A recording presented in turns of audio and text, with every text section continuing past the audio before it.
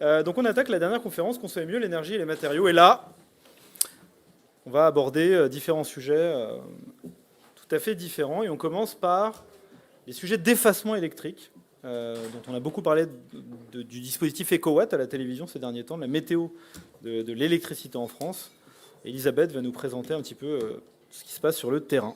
Elisabeth, on est tout à toi. Bonjour à tous, j'ai la lourde tâche d'aller un peu plus vite, donc ça tombe bien parce que c'est ni un sujet nouveau, ni un sujet complexe, donc comme ça, aller vite, ce sera facile. Merci à Fabien David d'avoir présenté le concours Cube, parce qu'on est dans le même ADN, avec le concours Cube Flex, qui a pour objectif de réduire sa consommation énergétique sur les tranches horaires critiques. Il me semblait essentiel de remettre un peu de contexte et de vous rappeler les enjeux. Donc on parle de flexibilité électrique, c'est bien notre capacité à maîtriser notre besoin d'utilisation du réseau électrique. Et ça s'inscrit dans deux enjeux. Un enjeu court terme que vous connaissez tous, c'est l'enjeu que l'hiver 2022-2023 est identifié à risque dans les bilans prévisionnels pour un certain nombre de facteurs qu'on connaît bien, la continuité de l'approvisionnement en gaz, la disponibilité effective du parc nucléaire, et puis des enjeux de stock hydraulique et le bon fonctionnement des marchés européens. C'est pour ça que RTE a mis en place un signal EcoWatt qui permet d'identifier les périodes de tension sur le système électrique. Mais l'enjeu est aussi moyen-long terme, puisque la stratégie française pour l'énergie et le climat a deux composantes. La stratégie nationale bas carbone, dont on a beaucoup parlé, et la programmation pluriannuelle de l'énergie, dans lequel il y a notamment deux objectifs: doubler la part d'énergie renouvelable électrique d'ici 2028 et donc de l'électricité non pilotable, et puis de réduire notre consommation d'énergie de 40% d'ici 2050.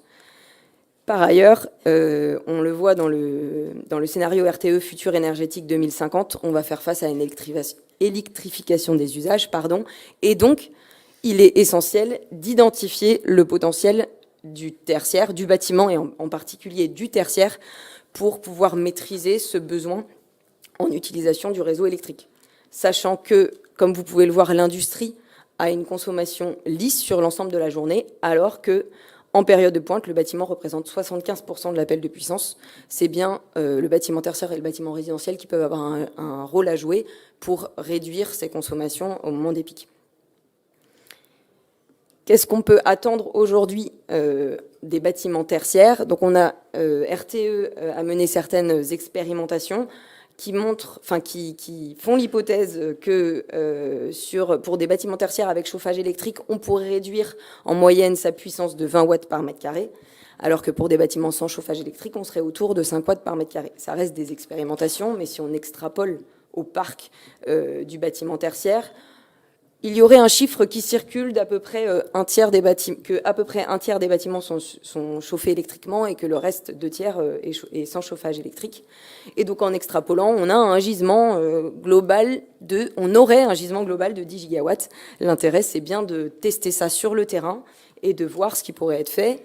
Et l'idée du concours CubeFlex, c'est de mobiliser les acteurs pour faire de la flexibilité électrique et puis de préciser ses premières estimations.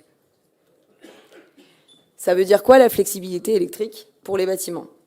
On identifie 3 leviers d'action. Le premier, c'est économiser l'énergie, c'est le concours Cube. Parce que si on réduit sa consommation énergétique sur toute la journée, a fortiori, on le réduit sur les tranches horaires critiques.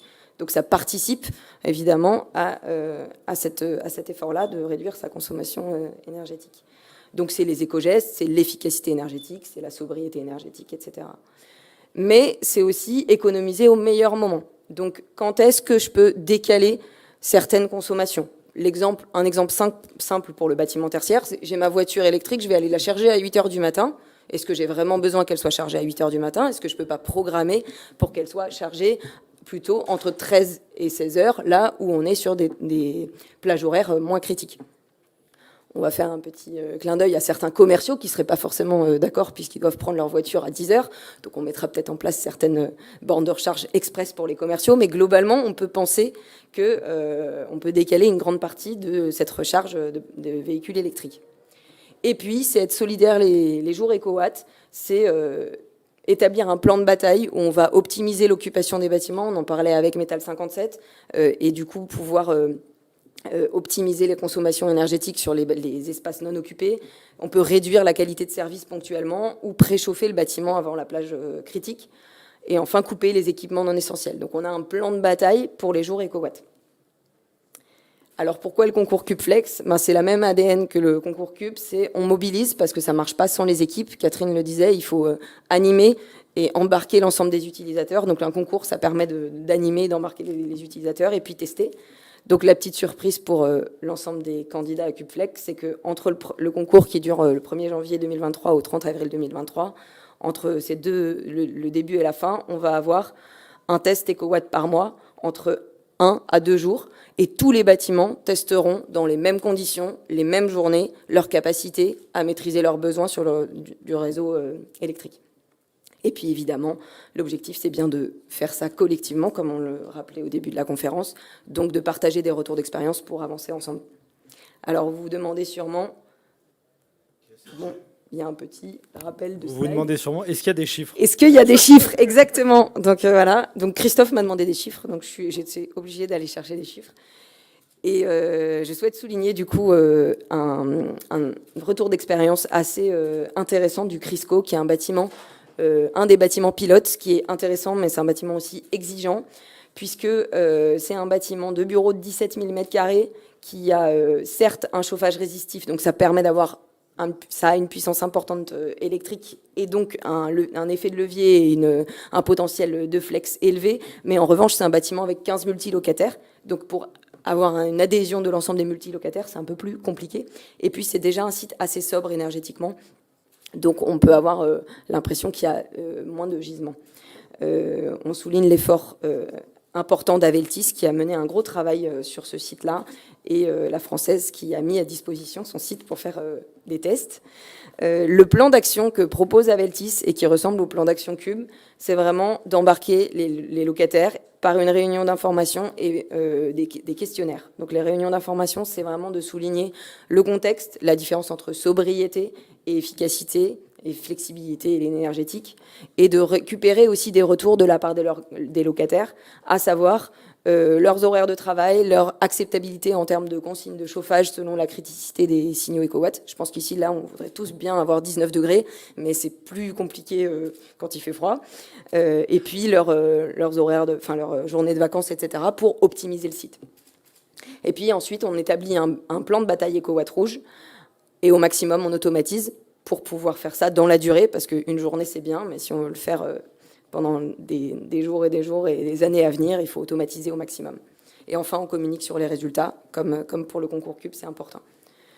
Alors, ça donne quoi ? Vous avez à l'écran ici le retour d'expérience du Crisco le 24 novembre.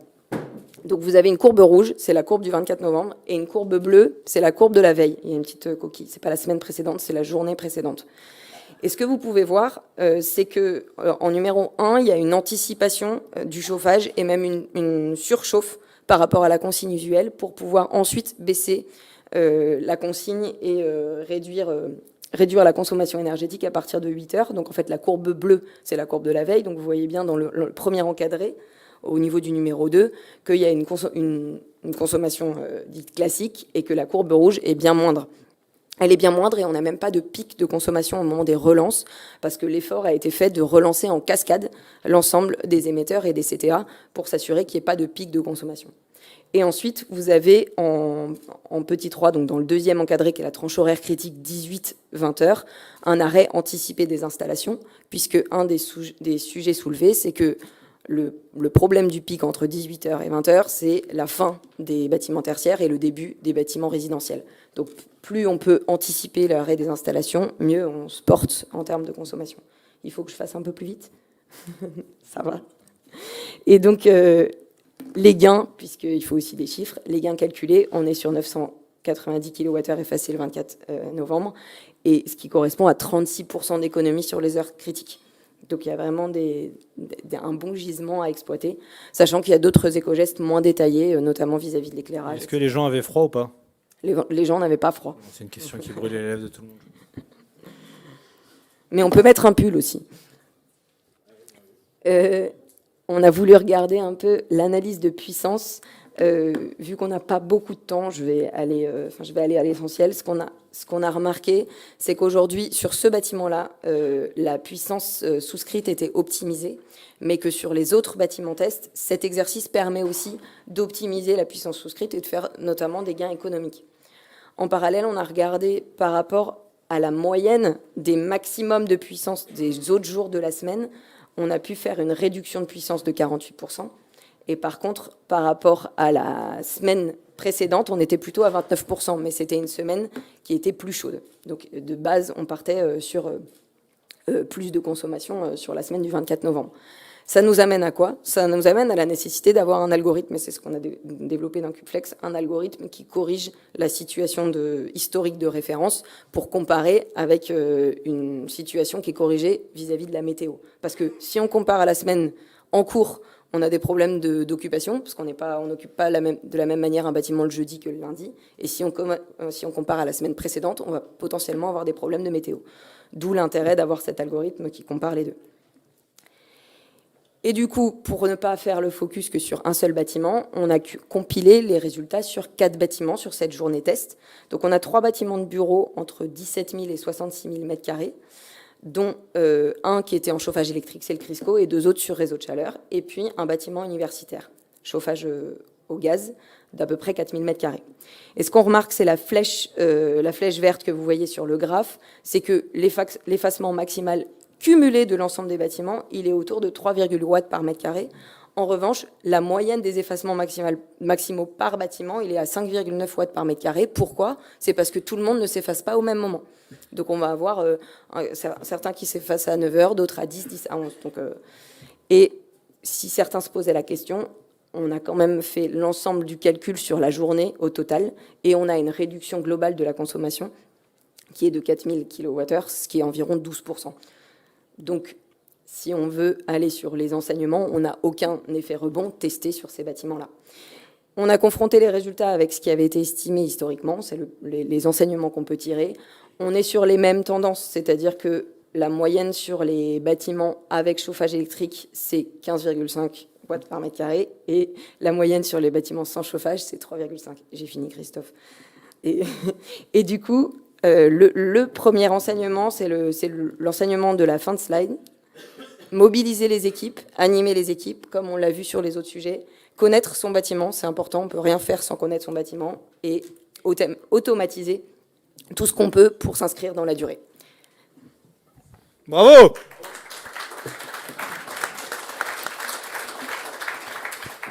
On en profite pour saluer nos amis de la Française et d'Aveltis, là, qui ont fait un travail incroyable. On n'a pas eu le temps d'entrer dans le détail, mais vous auriez vu tout ce qu'ils ont mis en place pour qu'on obtienne ces courbes, c'était assez fou, quoi.